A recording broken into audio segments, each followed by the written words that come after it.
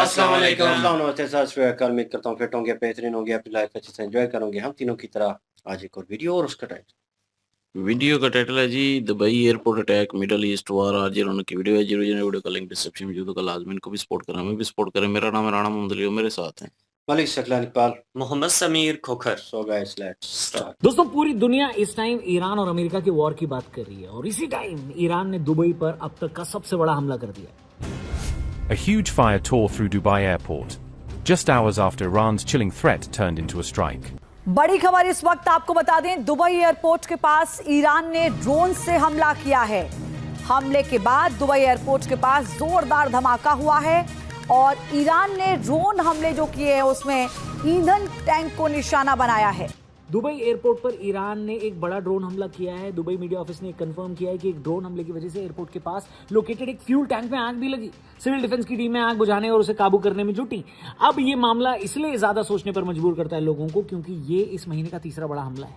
इससे पहले मार्च में ड्रोन ने डेटा सेंटर्स और रिहायशी इलाकों को निशाना बनाया था, लेकिन अब निशाना एयर सर्विसेज ठप कर रहा है। इसका असर भी दिखा। ऑलमोस्ट सारी बड़ी एयरलाइंस बंद हैं, कुछ ने ऑपरेशन रिज्यूम भी किया है, बट छोटे लेवल पर। वेल, जिस हिसाब का मैटर चल रहा है दोस्तों, ऐसा लगता है कि इसके बाद भी एयरलाइंस के लिए दिक्कत हो सकती है। उससे भी बड़ा हमला इंश्योरेंस कंपनी पर हुआ है, जहां वॉर के डर से इंश्योरेंस कंपनियों में भी अफरा तफरी का माहौल है। इस वॉर में फ्लाइट्स का इंश्योरेंस 300 से 1000% तक महंगा हो गया, जिससे विदेशी कंपनियों के लिए यहां उड़ान भरना मुश्किल हो गया। वहीं दुबई की इकोनॉमी जो टूरिज्म और कनेक्टिविटी पर टिकी है, उसे हर दिन करोड़ों डॉलर का नुकसान हो रहा है। रियल एस्टेट मार्केट भी गिर रहा है। प्रॉपर्टी खरीदने वालों ने अब अपना इन्वेस्टमेंट रोका हुआ है। दरअसल दुबई ने दशकों की मेहनत से जिसे दुनिया का सबसे बड़ा एविएशन हब बनाया था, आज एक सस्ते ड्रोन हमले ने उस पूरे सिस्टम पर सवाल खड़े किए हैं और इसी वजह से जब तक आसमान सेफ नहीं होता, इंश्योरेंस कंपनियां भी रिस्क कम नहीं करती। 28 जून 2026 को ईरान द्वारा शुरू किए गए हमलों के बाद से अब तक दुबई और मिडिल ईस्ट में सैकड़ों ड्रोन या मिसाइलें दागी जा चुकी हैं। विदेशी नागरिकों और टूरिस्ट में दहशत का माहौल है। गार्जियन की रिपोर्ट के अनुसार हजारों लोग प्राइवेट जेट और जहाजों के जरिए शहर छोड़ रहे हैं। जेबेल अली बंदरगाह और फुजेरा जैसे महत्वपूर्ण तेल सेंटर्स पर हमलों ने ट्रेड एक्टिविटीज को भी ठप किया है, लेकिन ईरान यहीं रुक नहीं रहा। ईरान का इस कदर एग्रेसिव होना और बिग वॉर के लिए तैयार होना अचानक नहीं है। इसके पीछे कई गहरे डिप्लोमेटिक और पॉलिटिकल कारण है। जनवरी 2026 में ईरान के इंटरनल कॉन्फ्लिक्ट और उसके बाद सुप्रीम लीडर अली खमेनी की हत्या ने ईरान को करो या मरो की कंडीशन में डाल दिया। नए लीडरशिप के तहत ईरान अपनी पावर दिखाना चाह रहा है। अमेरिका के साथ न्यूक्लियर डील नहीं होने और कड़े फाइनेंशियल सैंक्शंस ने ईरान को कोने में धकेल दिया है। ईरान का मानना है कि अगर अब वो नहीं लड़ा तो उसका अस्तित्व समाप्त हो जाएगा। ईरान अपने एक्सिस ऑफ रेजिस्टेंस से ये मैसेज देना चाहता है कि वो मिडिल ईस्ट की सिक्योरिटी को पूरी तरह से बंद करने की स्ट्रेंथ रखता है। वेल, इस पूरी वॉर वाली सिचुएशन को अगर आपको समझना है तो हमारा लेटेस्ट पॉडकास्ट अभिजीत अय्यर मित्रा के साथ जो हमने किया है उसे देखना मत भूलिएगा। डिस्क्रिप्शन में लिंक दिया है, उस पर क्लिक करके इस पॉडकास्ट को देखना, जो हमारे टीआरपी यानी द रौनक पॉडकास्ट चैनल पर ऑलरेडी रिलीज किया जा चुका है। तकरीबन 7 लाख से ज्यादा लोग इसे देख चुके हैं और नई बातें इस पॉडकास्ट से सीख चुके हैं। तो आप भी इसे जरूर देखना हमारे टीआरपी चैनल पर। फिलहाल वीडियो में आगे बढ़ते हैं।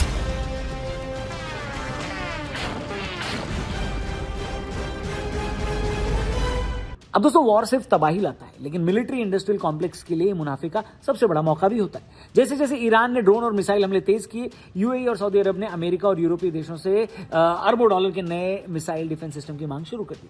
ग्लोबल डिफेंस कंपनीज में लॉकहीड मार्टिन, रेथियॉन के शेयरों में भारी उछाल देखा गया। एक्सपर्ट्स का मानना है कि केवल 12 दिनों के वॉर में इन कंपनियों ने फ्यूचर के लिए $16.5 बिलियन से अधिक के सौदे पक्के कर लिए।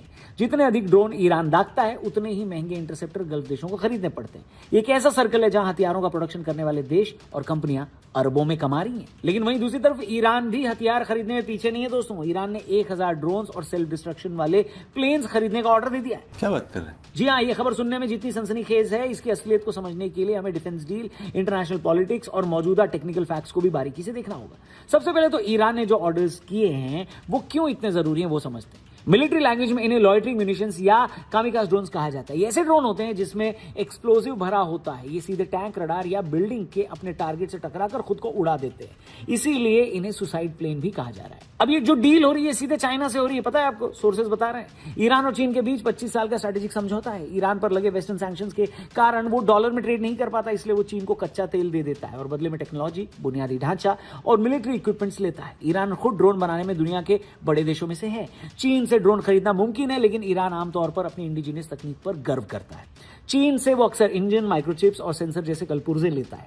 लेकिन इस बार ये बड़ा खतरा उभर कर इसलिए सामने आ चुका है क्योंकि ये सीधे चाइना को इन्वॉल्व करता है। अगर ये ड्रोन स्वॉर्म यानी एक साथ सैकड़ों की झुंड में हमला करें तो दुनिया के बेहतरीन एयर डिफेंस सिस्टम जैसे इजराइल का आयरन डोम या अमेरिका का पेट्रियट भी चकमा खा सकते हैं। हालांकि ऐसी खबरों का मकसद दुश्मन देश की इकोनॉमी और जनता में डर पैदा करना भी होता है। ईरान जिस पोजीशन में अभी खड़ा है, इस हिसाब से उसके पास बचाने के लिए अभी कुछ नहीं है, इसलिए वो जिस भी डिस्ट्रक्शन वाले मोड में जा सकता है, जाते जा रहा है और हर दिन के साथ ज्यादा ही जा रहा है। वहीं अमेरिका ने पहले ये चेतावनी दी कि चीन द्वारा ईरान या रशिया को मिलिट्री मदद देना रेड लाइन पार करना होगा। अगर चीन सीधे तौर पर लीथल वेपन्स भेजता है तो चीन पर भी कड़े सैंक्शंस लग सकते हैं। वैसे ट्रंप और अमेरिका की इस बात की हिकड़ी चीन ने पिछले साल ही रेयर अर्थ मिनरल्स को बंद कर देने के बाद निकाल दी थी। तो ऐसा नहीं लगता कि ऑलरेडी एक वॉर में फंसा हुआ अमेरिका इतना बड़ा रिस्क लेगा और उसकी धमकी को चाइना सीरियसली लेगा।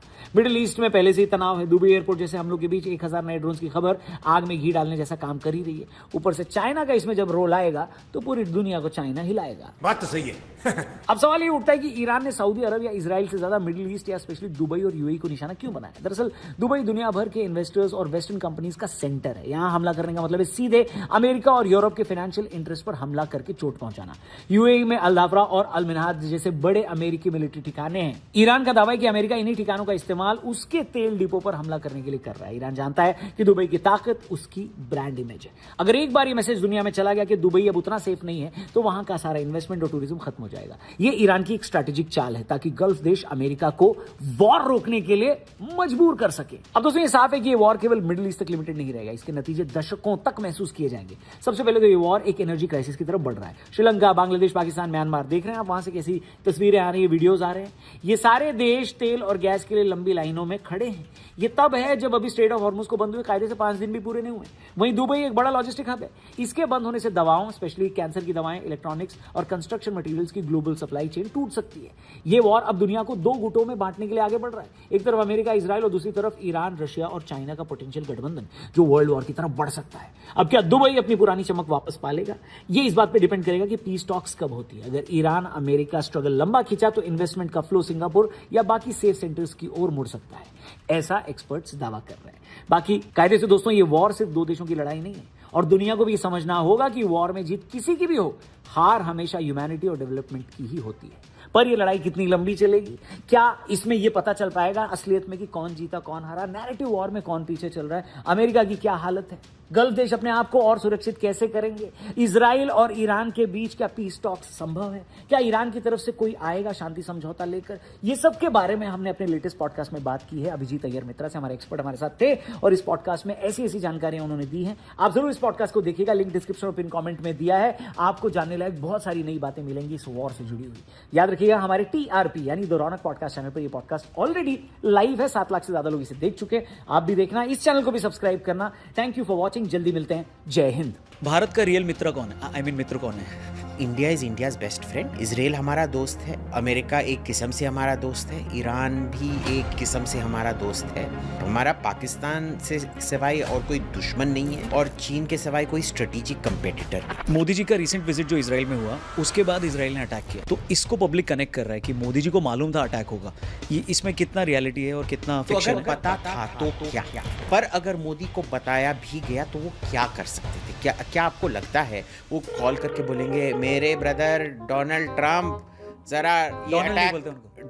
डोनाल्ड ट्रम्प जरा रोक दे, और ट्रम्प बोलेगा you know I love you so much, I am gonna stop the attack, very big attack, I am gonna stop it, come along, be realistic.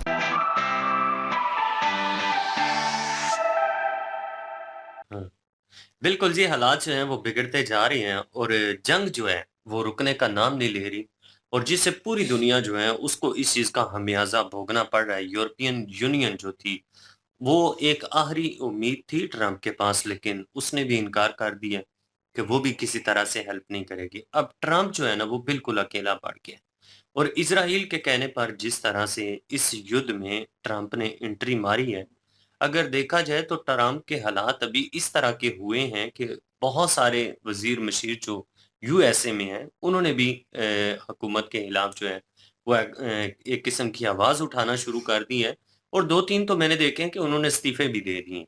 उन्होंने कहा है कि ये जंग जो थी ये अमेरिका की थी नहीं। उसका आया जो एंटी टेररिज्म पता नहीं है उस एजेंसी का जो है वो हेड था, हाँ, उसने दे दिया उसने दे इस्तीफा। दिया है।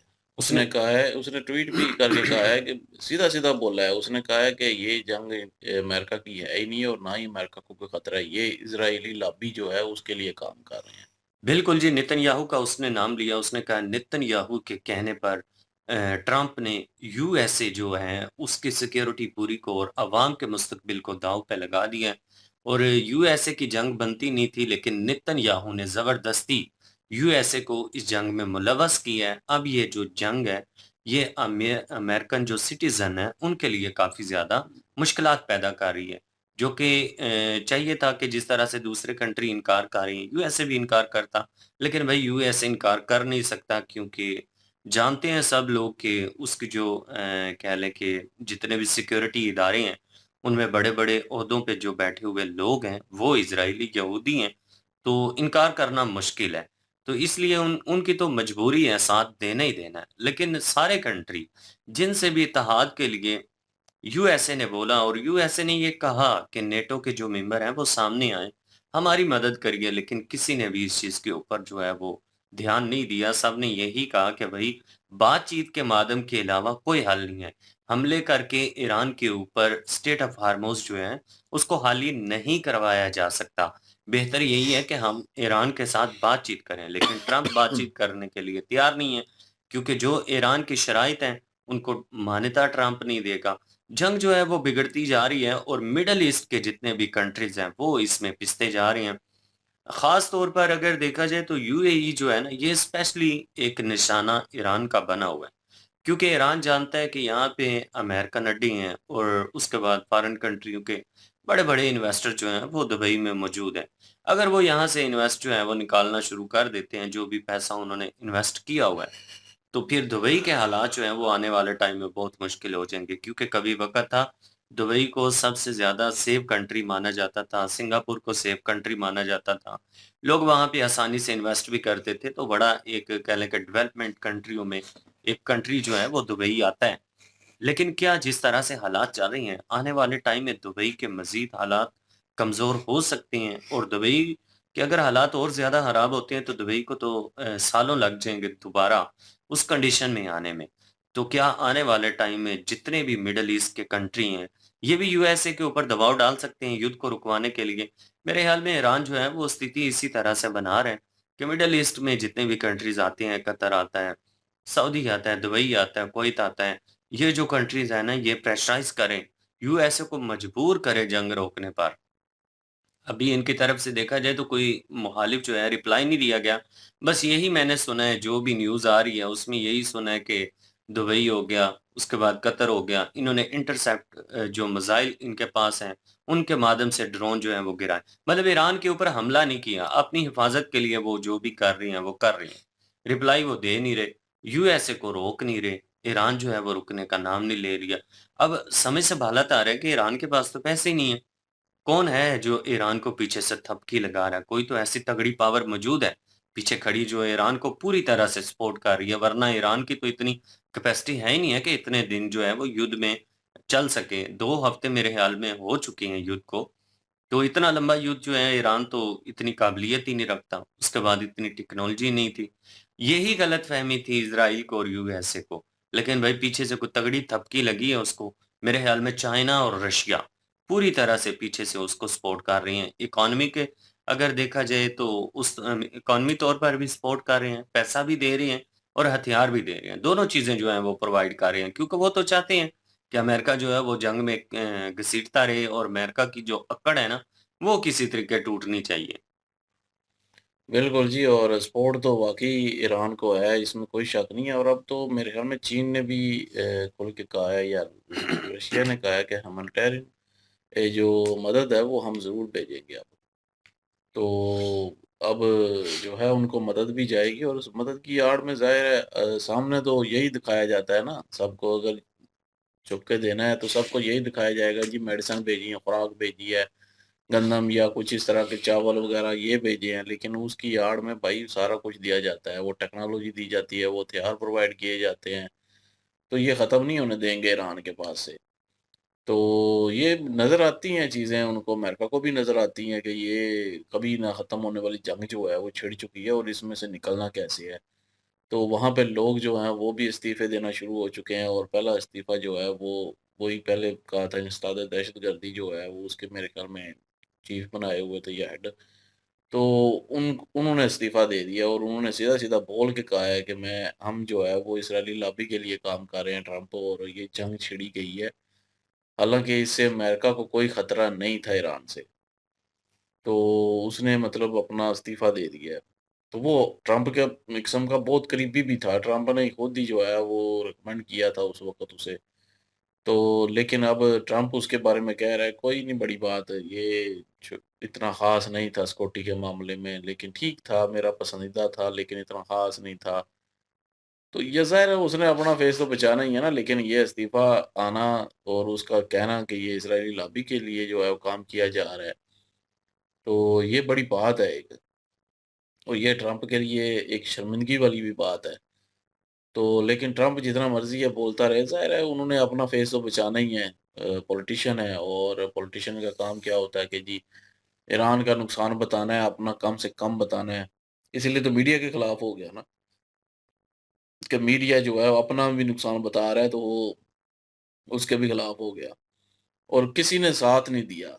बेचारे पे यकीन करें जैसे तकरीर कर रहा होता है ना, अब तरस आता है, कहता है मैं सबकी मदद करता रहा, तो जब मेरी मदद की बारी आई तो कोई भी नहीं आया, मैं तो इम्तिहान ले रहा था। तो मतलब कह रहा है कि मैं इतना ताकतवर हूँ कि मैं अकेला ही सारा कुछ कर लूँगा, तो करो जाके फिर हेल्प क्यों माँग रहे हो? तो जी चीन का भी जो है इतना जाता है, जापान का जाता है, कोरिया का जाता है इतना तेल और उनको आना चाहिए खुलवाने के लिए, सिक्योरिटी प्रोवाइड करने के लिए। वो तो उनका तो निकल रहा है भाई, वो तो ले रहे हैं, जिनका जा रहा है। तो वो तो नहीं रुकेगा, इंडिया का भी जा रहा है, तो इंडिया भी नहीं आएगा सामने। ये अगर ट्रम्प कहता है इंडिया को जी आप भी आ जाएँ तो इंडिया तो नहीं जाएगा क्योंकि इंडिया को तो इजाज़त दे दी है ईरान ने और इंडिया लेके आ रहा है, अपने शान से लेके आ रहा है। और सुना है कि पाकिस्तान को भी जो है वो इजाज़त मिल चुकी है। तो पता नहीं अब ये सच्ची है कि झूठी है न्यूज़। लेकिन मैंने सुना है कि पाकिस्तान को भी इजाज़त मिल गई है और कराची नाम का मेरे ख़्याल में कोई जहाज़ जो है वहाँ से गुज़र के आया है और गैस जिसमें थी। तो बहरहाल ये तो वक़्त ही बताएगा, क्या सच है, क्या झूठ है। लेकिन ये है कि इंडिया को भाई मिल चुकी है इजाज़त, इंडिया के जहाज़ भी निकल रहे हैं और अब इंडिया को कहे तो इंडिया तो नहीं आएगा ना, जब जिनके निकल रहे हैं वो क्यों आएँगे? और या जिनके हैं ही नहीं है, वहाँ पे इंटरेस्ट ही नहीं है, वो क्यों आएँगे? कोई भी नहीं आएगा। लेकिन ये है कि इसने नेटो को कहा, सबको कहा, लेकिन उन सब ने पीछे जो है वो हाथ खींच के उन्होंने कहा कि नहीं। एक किस्म का ये बेगानी शादी में अब्दुल्ला दीवाना वाला साहब है कि खुद जंग छेड़ के को कहें कि जी आ जाओ जी, आप भी मरवा लो अपने। तो ये तो नहीं करेंगे ना क्योंकि उन्होंने भी अपनी कुर्सी बचानी है, अवाम पूछेगी कि आप अमेरिका के पीछे लाके क्यों गए हैं? जो कि जंग थी ही नहीं और खुद जो है इन्होंने छेड़ी है। तो उन्होंने क्योंकि सबक उनको मिल चुके हैं, अफ़गानिस्तान हो गया, इराक हो गया, वहाँ पे जब नेटो गई थी तो उनको पता है कि हम जब फँसते हैं तो फिर जो है ने बिल्कुल ही फँस जाते हैं, तो वो नहीं आना चाहते क्योंकि उनको पता है कि ये इज़राइल की वजह से जंग छेड़ी गई है। तो क्योंकि काफ़ी सारे जो हैं इज़राइल के खिलाफ भी हैं, यूरोप में भी हैं, तो वो नहीं साथ देना चाहते। तो ख़ैर अभी बात करें मिडल ईस्ट की क्योंकि वीडियो उस पे थी, तो मिडल ईस्ट जो है वो उसको वहाँ पे अड्डे उन्होंने दिए हुए हैं। हालाँकि उनको भी चाहिए कि कह दें कि जी हमारे अड्डे खाली करो, अमेरिका को कहें जी आप जाएँ, हमें कोई सिक्योरिटी नहीं चाहिए और ईरान से डायरेक्ट बात करें जी हमें देख लें हमने खाली कर दिए, अब हम पे बमबारी ना की जाए। तो शायद हो सकता है कि ये मिडल ईस्ट पे भी रुक जाए। मिडल ईस्ट ने आगे से जवाब अभी तक नहीं दिए और देगा भी नहीं, उसको पता है कि अगर मैंने दे दिया तो ये बीच में से निकल जाएगा ट्रम्प और ये जंग जो है वो मिडल ईस्ट और ईरान की लग जाएगी। और ईरान ने मिसाइल का सारा रुख इधर हो जाना है और फिर उन्होंने ये नहीं देखना कि ये अमेरिकन इंस्टॉलेशन है या अमेरिका के फ़ायदे के लिए लगी हुई हैं चीज़ें। उन्होंने फिर हर जगह जो है तबाही मचा देनी है। तो वो कभी भी नहीं चाहेंगे मिडल ईस्ट के हम इस जंग में इतना जो है आगे निकल जाएँ कि वापसी भी ना हो और अपना आप भी तबाह कर लें। क्योंकि अगर जंग छिड़ जाती है, ईरान मारना शुरू कर देता है मिडल ईस्ट को डायरेक्ट, तो फिर तो यकीन करें इनकी इकॉनमी, इनका जो है बेड़ा गर्क हो जाएगा ममालिक का। तो वो कभी भी नहीं चाहते कि ऐसा हो और ना ही वो करेंगे। लेकिन उनको काफ़ी सारा जो है वो धकेला भी जा रहा है कि आप आएँ, आगे करें हमला, ये है, वो है। लेकिन उनके पास भी इंटरसेप्टर जो हैं वो इतने उन्होंने यूज़ कर लिए हैं, ड्रोन के मुकाबले में और मिसाइल के मुकाबले में, तो उनके पास भी ख़त्म होते जाते हैं और वो भी मंगवा रहे हैं नए। तो इतने इंटरसेप्टर अब इतनी जल्दी तो बन भी नहीं जाएंगे, टाइम लगेगा। तो अमेरिका भी जो है वो इस चीज़ से, ट्रम्प जो है वो अ, अंदर से तो चाहता यही है कि फेस बचाऊं और निकलूं इस जंग से, लेकिन अभी कोई रास्ता उसको नज़र नहीं आ रहा। अब ईरान की एक और अहम शख्सियत थे, अली अली रिजानी, मेरे ख्याल में उनका नाम था रिजानी। उनको भी जो है वो टारगेट बना दिया गया है इसराइल की तरफ से, और वो भी उसके हक में भी जो है मुजाहरे निकले हैं अभी ईरान में। तो अब अहम शख्सियात जो हैं उनकी इस तरह टारगेट होती रहेंगी और वो चुप नहीं करेंगे और फिर से जो है वो उभरेंगे, मतलब कि उन्होंने फिर से मिसाइल रात को भी दागे थे कोई। एक हज कासम जो है वो उन्होंने चलाया है, उससे पहले फतेह मेरे ख्याल में था, वो चला रहे थे। तो वो भी नहीं रुकने वाले, ईरान भी नहीं रुकने वाला, और ईरान को तबकी तो वाक़ई है, चाइना की है, रशिया की है, और मिडल ईस्ट को भी ये नज़र आ रहा है कि डायरेक्ट हमने भी नहीं आना अंदर। डायरेक्ट आए तो फिर जो है बिल्कुल ख़त्म हो जाएँगे। यहाँ पे कानूनी बेड़ा गर्क हो जाएगा, हमारी जो है वो जो ज़ाहिर अय्याशियाँ हैं वो ख़त्म हो जाएँगी। वो तो नहीं आएँगे, लेकिन मैं यही समझूँगा कि ख़त्म ही हो जाए जंग तो बेहतर है। तभी इस खित्ते में सुकून आएगा। हर मुल्क जो है वो इससे जूझ रहा है, जिस तरह कि इन्होंने बताया, श्रीलंका हो गया, नेपाल, भूटान, पाकिस्तान। ये महँगाई जो है वो बढ़ती जा रही है। अब आने वाले वक़्त में महँगाई का सैलाब आने वाला है। वो नज़र आ रहा था, जैसे बता रहे थे, मेरे ख़्याल में वो श्रीलंका में थे या भूटान में, वो जो लंबी लाइनें लगी हुई हैं वहाँ पे भी पेट्रोल लेने के लिए, गैस लेने के लिए। इंडिया में भी गैस महँगी हुई, लेकिन इंडिया में तो ख़ैर पहुँच रही है, लेकिन मिलेगी पीछे से महँगी ना अब। महँगी होगी तो जिससे इफ़ेक्ट तो पड़ेगा, महँगाई होगी थोड़ी, लेकिन इंडिया जो है इसको सँभाल लेगा। इंडिया सँभाल भी सकता है, पैसा है इंडिया के पास। और जिन ममालिक के पास पैसा नहीं है, अपना कर्ज़े पे चलते हैं पा पाकिस्तान की तरह, उनका क्या हाल होगा? उनकी अवाम जो है वो पहले ही दुखी है इतनी कि मतलब हमारे पास खाने को कुछ नहीं है। देखें रो रहे हैं बेचारे, तो उनका क्या बनेगा? तो इस वजह से जो है वो जंग जो है वो रुक जानी चाहिए, और नहीं तो बाकी ममालिक, वो ईरान तो तबाह हो रहा है, इज़राइल का भी नुकसान हो रहा है, अमेरिका का भी हो रहा है, लेकिन बाकी ममालिक का भी होगा फिर। अवाम भी भुगतेगी, अमेरिका की अवाम तो खैर नहीं भुगतेगी, लेकिन बाकी मुल्कों की इधर जो है वो तो अवाम भुगतेगी ना। अमेरिका भी भुगतेगा, हमारा दोस्त भी वहाँ पे है। खैर वो एनीवेज तो चलो खैर पहले से ही भुगत रहे हैं ना, जब से वो गया है, साल हो गया है। तो जाते साथ ही जंग लगवा दी है ना। हमने कहा था जोक्स आर अपार्ट, लेकिन जो लास्ट वीडियो में अर्जुन रौनक भाई की वीडियो थी, उन्होंने कहा था कि इसराइल जो है वो अमेरिका को बीच में लाया है और अमेरिका को इस चीज़ के ऊपर पुश कर रहा है कि एटम चलाओ, और उसे इस स्थिति में ले जाएगा कि उसे चलाना पड़ेगा। अब नाउ ऑन वो मिन्नतें कर रहा है, ये जो कुछ भी कर रहा है वो पुश कर रहा है। तो इस वक़्त वो एक हम सीरीज़ कर रहे हैं देवों के देव महादेव, जिसमें एक जलंधर जो है उसकी सपोर्ट में कोई खड़ा नहीं हो रहा और पागलों की तरह इधर-उधर हो रहा है। तो भाई फिर 2 चीज़ें होती हैं, या तो आप युद्ध भी खुद सपोर्ट ही छेड़ा ना, हाँ ना, तो सेम शत्रुता भी सेम तो खुद ली। सेम स्थिति जो है वो नज़र आ रही है यहाँ पे भी। तो ट्रम्प जो है नोबडी नोज़ क्या वो कौन-सा एक्ट करता है। तो ये एक्ट मैं पहले भी कह चुका हूँ, हमारे हित के लिए नहीं ठीक। इसको रोकना होगा, और रोकने के लिए अब बस बहुत हो गया यार, क्योंकि दूसरी कंट्रीज़ जो हैं वो भी इन्वॉल्व हो रही हैं इसमें अब। तो ये नज़र जो स्थिति आ रही है वो ऐसे लग रहा है कि थर्ड वर्ल्ड वॉर जो है उसकी तरफ इशारा जो है वो हो रहा है। लेकिन ये स्थिति इतनी अभी स्टार्टिंग हुई है, अभी थोड़ी बहुत कॉन्फ्लिक्ट चला है, तो ये सिचुएशन हो गई है हर किसी की। और जो कह रहे थे ना, हम इसको नहीं जानते कंट्री को, ये कौन है, हम इसको नहीं जानते।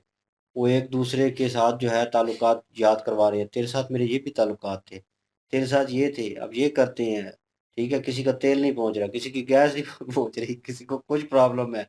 तो हर चीज़, हर कंट्री को कोई ना कोई मसला बन रहा है, सिर्फ़ ईरान और इज़राइल की जंग की वजह से। और अमेरिका तो पीछे भई मुफ़्त में कूदा हुआ है। पता नहीं अब नेतन्याहू के पास क्या है उसका, ट्रम्प की कोई गंदी फ़ोटोज़ नहीं है या क्या है? कुछ ना कुछ तो होगा। तो भाई ट्रम्प जिसकी ने ढेर कांड किए हुए हैं, रशिया के पास भी है, वो भी रशिया उसको के पास, ब्लैकमेल कर तो लेता है। भाई वो चाहता नहीं है ना कि ऐसी कोई सिचुएशन हो। रशिया जब भी बोले वो चुप कर जाता है। वो तो आज रौनक भाई ने भी बताया था कि वो सारी स्थिति और जो उनकी फ़ाइल निकली थी और वो जो रंगरलियाँ मनाते रहे हैं, वो सारी एक जो है वो डेटाबेस जो है वो भी सामने आया पड़ा है। और कुछ लोग कह रहे हैं, आरजे रौनक भाई भी कह रहे थे कि ध्यान हटाया गया है उसके ऊपर से। लेकिन ध्यान हटाने के लिए यार इतनी बड़ी जंग नहीं छेड़ सकते। इतना बड़ा खमियाज़ा, मतलब कि आप अपना लॉस कर रहे हैं, इतना पैसा पानी की तरह बहा रहे हैं और वो सस्ते तरीन ड्रोन जो हैं उनको यूज़ कर रहे हैं।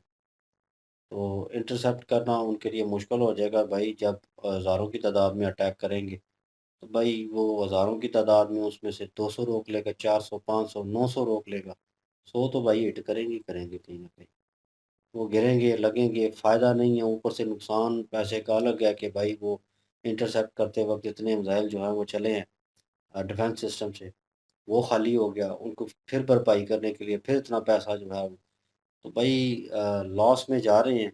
और कह लें कि ताकत जो है उसको कम करने की कोशिश की जा रही है अमेरिका और इज़राइल की, क्योंकि पैसे के थ्रू। वो कब तक इस जंग में इन्वॉल्व रहते हैं और कितना अपना लॉस करते हैं, ये अब उन पे डिपेंड करता है भाई, क्योंकि स्थिति नज़र आ रही है सामने। ईरान जो है वो इन अ सीरियस नोट कहूँ, वो कभी किधर हमला कर रहा है, कभी किधर हमला कर रहा है। और इस चीज़ से वो एक स्ट्रैटेजी अपनाई हुई है कि मैं स्ट्रेट अवे लड़ नहीं सकता, तो भाई इनको तंग करूँगा तो ये तंग होंगे, तो कहेंगे कि बस बहुत हो गया, हम पे भी हमले होने शुरू हो गए हैं, अब बस करो, बंद करो, इसको रिज़ॉल्व करो। तो ये मसला रिज़ॉल्व करवाने का चक्कर है और ये हमले जो हो रहे हैं, ये सब कुछ हो रहा है और बिल्डिंग्स के ऊपर हमले हुए हैं स्ट्रेट फॉरवर्ड।